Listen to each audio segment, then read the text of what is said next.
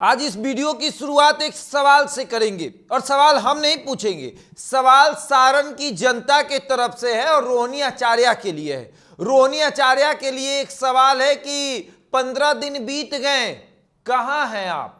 सवाल रोहिणी आचार्य से इस बात के लिए है कि जब सारण की जनता कहती थी कि आप चली जाएंगी फिर दिखाई नहीं देंगी, तब रोहिणी आचार्य कहती थी कि हम यहीं रहेंगे, लोग चले जाएंगे, हम सारण की जनता से मिलते रहेंगे। और पटना एयरपोर्ट पर सिंगापुर जाने से पहले मीडिया से बात करने के दौरान और अपने जनता को आश्वासन देते हुए रोहिणी आचार्य ने कहा था कि 10 दिन में आ जाएंगे। उसके बाद अंत में कहा कि शायद 15 दिन में वापस लौट आएंगे। वो 15 दिन बीत चुका है, कहां है रोहिणी आचार्य। सिंगापुर में बैठकर बिहार की राजनीति पर सोशल मीडिया के माध्यम से नजर रखने वाली रोहिणी आचार्य, पिता की बदौलत टिकट लेकर सारण लोकसभा क्षेत्र से चुनाव लड़ने वाली रोहिणी आचार्य अब कहां है। राजद के कार्यकर्ता भी सोच रहे होंगे कि झंडा हम उठाते हैं और अंततः क्या होता है, अंततः वही होता है जो लालू प्रसाद यादव चाहते हैं। और लालू प्रसाद यादव ये चाहते हैं कि उनका बेटा, उनकी बेटी आगे बढ़े।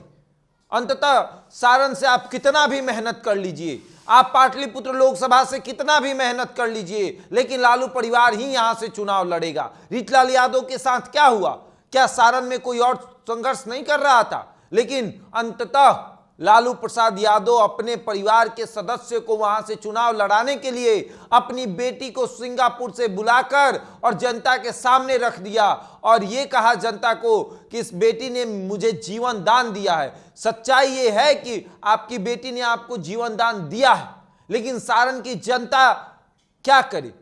जिस जनता ने वोट दिया, जिस जनता ने इतना भरोसा जताया कि महज 13,000 से राजीव प्रताप रूढ़ी की जीत हुई, उसमें भी सारण की जनता का दोष नहीं है, दोष आपके पार्टी के नेताओं का है जिसने मैनेज नहीं किया।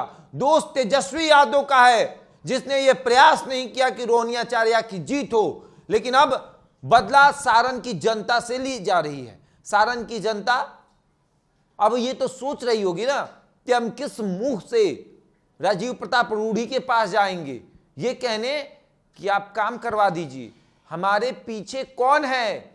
हर लोकसभा में एक विपक्ष होता है और वो विपक्ष दूसरे नंबर पर जो उम्मीदवार होता है उसकी भूमिका होती है। हर लोकसभा में एक सांसद होता है और एक उसका विपक्ष होता है जो 5 साल तक ये याद दिलाता है कि आपको ये काम करना है।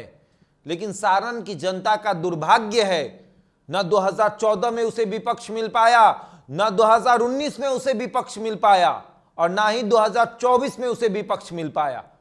14 में राबड़ी देवी चुनाव लड़ी, झांकने तक नहीं गई। 2019 में चंद्रिका राय चुनाव हारे, वो भी झांकने नहीं गए। 2024 में रोहिणी आचार्य चुनाव हारी, सिंगापुर चली गई।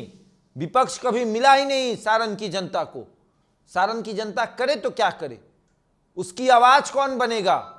वो अपनी आवाज सांसद तक नहीं पहुंचा पाता, लेकिन विपक्ष ही नहीं मिल पाता उसे।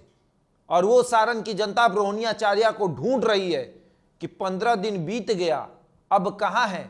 आंखें देखना चाहती हैं आपको, हमारी समस्या को आकर उठाइए, रखिए राजीव प्रताप रूढ़ी के पास, बनिए हमारा विपक्ष। लेकिन सिंगापुर से फुर्सत मिले तब ना, सोशल मीडिया पर तो है ही ये लिखने के लिए कि सबका हिसाब होगा समय पर, आखिर कब होगा। बहरहाल इस खबर में इतना ही। बने रहे हमारे साथ और देखते रहें द इंडिया टॉप।